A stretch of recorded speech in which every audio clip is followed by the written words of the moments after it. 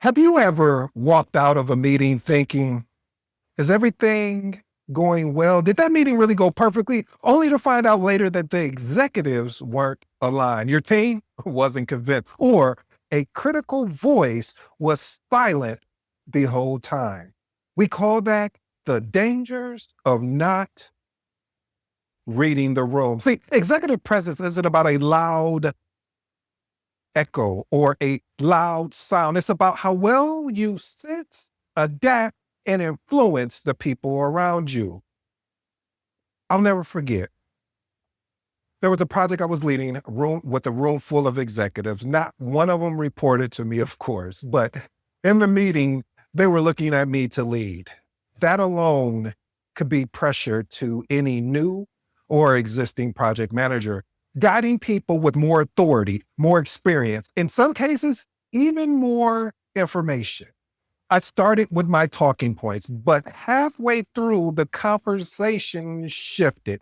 One executive brought up a recent customer issue. Another added a financial data that changed the context of the recommendation. At that moment, I had two choices. I could either cling to my prepared script or adapt. I chose to adapt. I acknowledged their insight. I adjusted my approach. I reframed the project discussion around what they valued most. And here's what I realized. By being flexible, I didn't lose control of the meeting. I actually gained it. See, executive presence isn't about being rigid. It's about the strength through adaptability and guiding the conversation, even when it changes direction. Principle number one, adapt to the room's communication style. Family, if you don't remember anything else about today's episode, this is imperative. This is so valuable because of the fact when you don't understand, even I had to learn the hard way by adapting to the room means recognizing that there's conversations that are actually happening, that you may have new access to new data, new access to urgent priorities, or there may be customer feedback that you're not even aware of that you get to find out and to your rigid slides, then you won't have the ability to adapt. Adjusting, trust me, shows strength. Why is this important? Executives respect leaders who can pivot without losing focus. When you adapt your style to the room, you build credibility as someone who isn't just delivering information. Oh, I like this, family. You're facilitating alignment. Experiment with these actionable tips. Go in prepared, but not married to your script. Treat slides as your guide, not a cage. Next one. When conversations shift, and they will, pause and connect with the new point back to the project's goal. And the last and final one, mirror executive concerns in your language. If they talk risk, reframe your answers in terms of impact and mitigation. Listen, family, once you've adapted to the room's communication style, the next step in executive presence is balance, knowing when to speak and when to step back and listen. Principle number two, balancing speaking versus listening. Talking too much signals insecurity. Listening at the right moments, signaling strength. The project manager with executive knows when to step forward with authority and when to create space for others. Why is this important? Leaders who dominate conversations lose buy-in. Leaders who listen strategically gain respect and influence. Experiment with these actionable tips. Pause 3 seconds before answering and make your response carry more weight. Next one, use silence intentionally. Let it emphasize your point. And the last and final one, acknowledge contributions before adding your own view. And while you're listening, just don't focus on words spoken. Pay attention to the signals happening around the edges. Principle number three, pay attention to side conversations. See, those whispers, those quiet exchanges during meetings aren't harmless. They often carry real resistance. If ignored, I'll say that again, if ignored, they can undo decisions after the meeting ends. Why is this important? Executive presence means not letting hidden doubts fester. Addressing them respectfully shows awareness and leadership.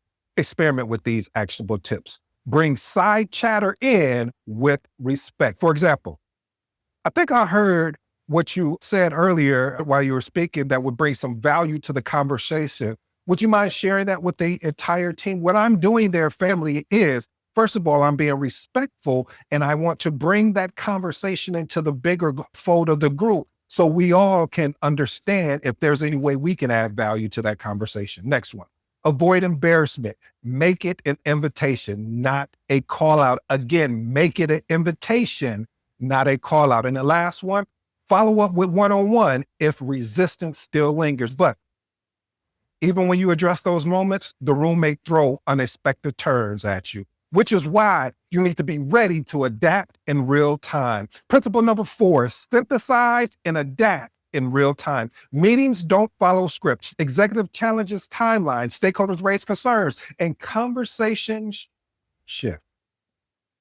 The ability to stay calm and pivot on the spot is what separates managers from leaders. I like that, family, because executives don't know what you don't know. They don't expect you to know everything either, but they do expect you to stay composed. Adaptability builds credibility. Experiment with these actionable tips. Repeat concerns back to them to confirm you heard. Next one, shift defensiveness into problem solving. For example, here's how we can address that. And the last and final one, offer a next step if you don't have a complete answer. And I must be honest, to adapt effectively, you also need to stay in sync with the rhythm of the discussion itself. Principle number 5, track the meeting's conversational flow.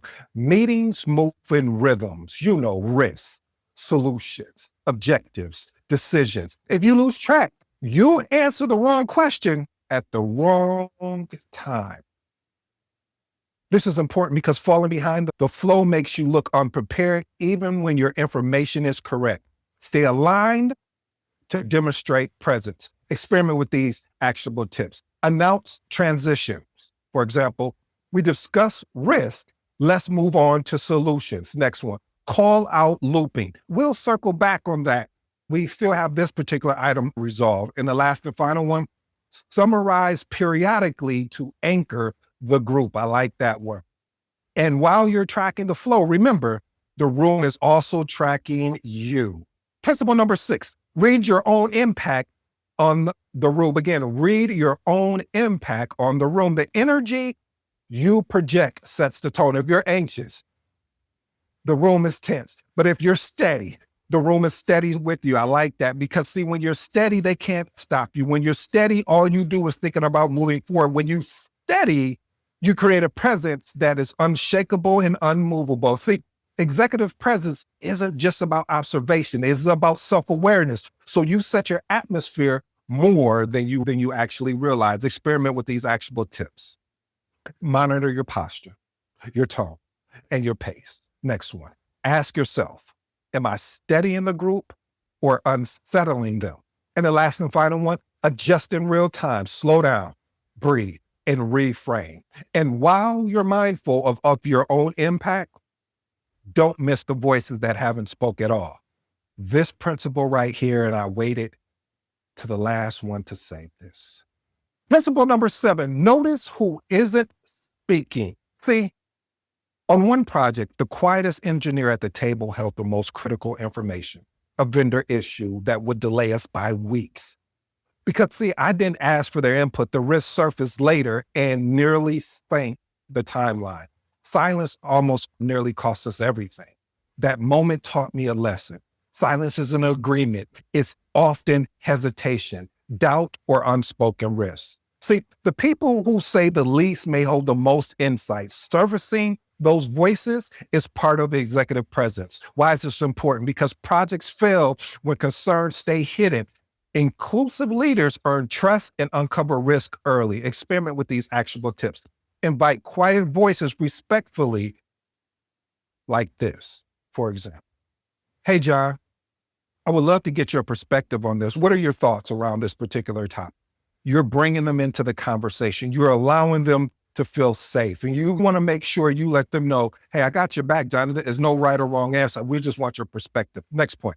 Follow up privately if someone stays silent. And the last one, thank contributions, even when they challenge the group. And one voice, or I should say, and once every voice has been heard, your final responsibility, your duty is to close the room with two things: clarity and authority.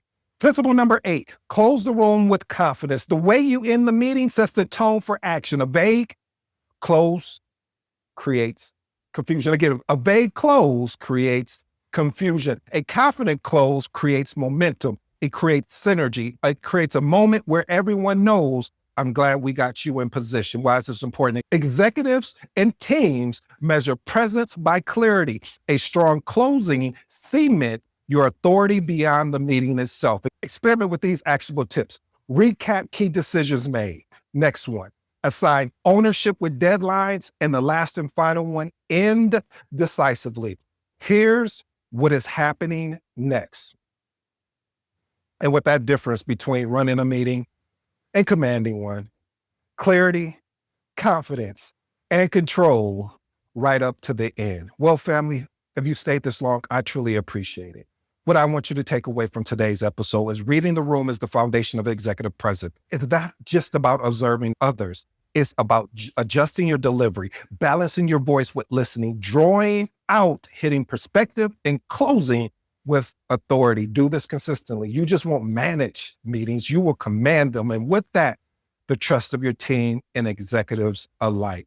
If you're new to the episode, I go by the name of ED. For all you smart and intelligent folks out there, hey, listen, that just simply means Ed. Until next time.